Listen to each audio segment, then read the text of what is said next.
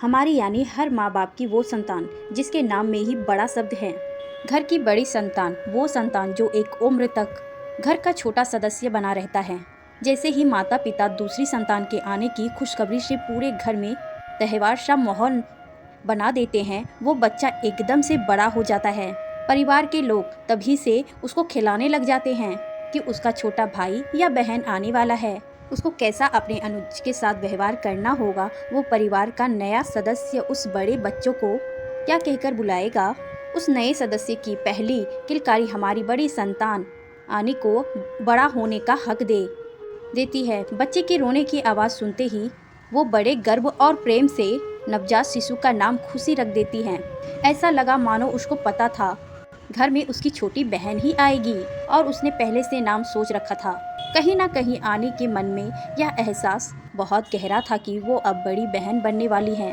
इतना गहरा कि जब सूरज अपनी पहली किरण से आकाश के स्टेटिक रंग को लाली में बदलने वाला था, अब अन्य अपने पिता के साथ अस्पताल पहुंच जाती हैं। उस दिन वो रात भर नहीं सोई थी, ना ही पिताजी को सोने दिया। सुबह के आगमन के साथ 4:30 बजे उसने अपनी बहन का नामकरण करा।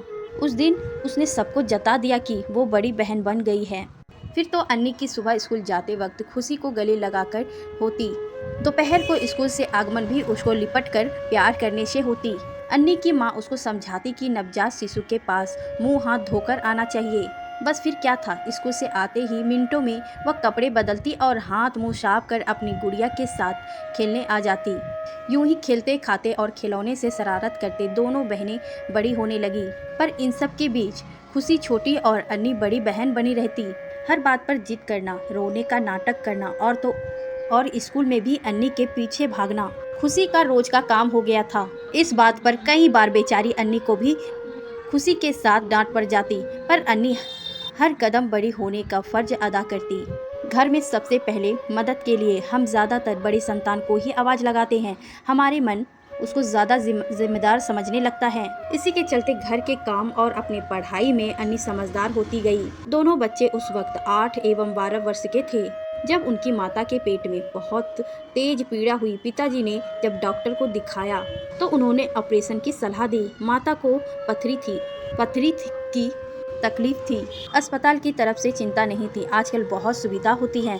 माँ बाप दोनों परेशान थे ऑपरेशन के समय और बाद में सब कैसे होगा, लेकिन उस वक्त डॉक्टर की सलाह को प्राथमिकता देकर अन्नी के पिता ने उसकी मां का इलाज कराया। भगवान की कृपा से घर संभालने के लिए उनको एक मदद मिल गई। ऑपरेशन का दिन मिलाकर मां को 2 दिन के लिए अस्पताल में रहना था। मां के घर में ना होने के बावजूद काम वाली आंटी की मदद से उस छोटी बच्ची अन्नी ने घर और खुशी का अपनी तरफ से पूरा ध्यान रखा। पिताजी को घर और खुशी की तरफ से ज़्यादा सोचना नहीं पड़ा। अपनी खुशी को पढ़ाने के साथ अपनी पढ़ाई में भी कोई कमी नहीं आने देती।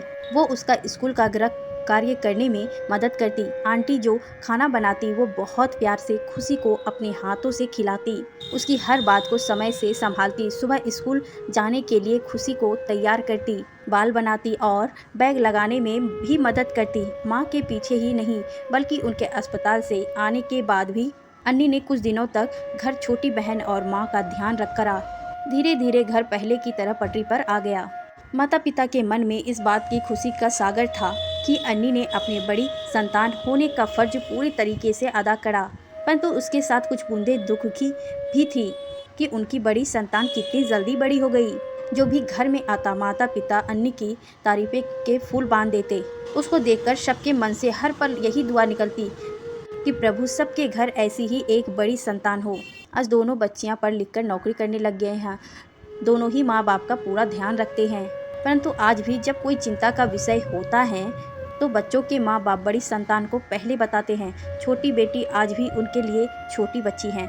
बड़ी संतान कई बार माँ बाप की जगह ले लेती हैं, बल्कि यूँ कहें कि एक उम्र के बाद वो माँ बाप जैसे हो जाते हैं। घर परिवार के कायदे रिवाज, त्यौहार हो या लेन देन, बड़ी संतान को मानो तो सब पता होता है।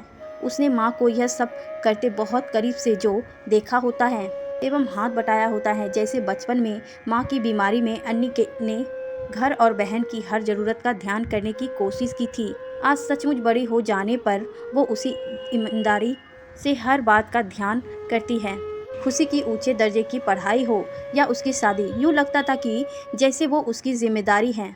उसको हर कदम पर टोकती, सही गलत समझाती और उसके हर दुख में मजबूत संतान की तरह वो खड़ी रहती।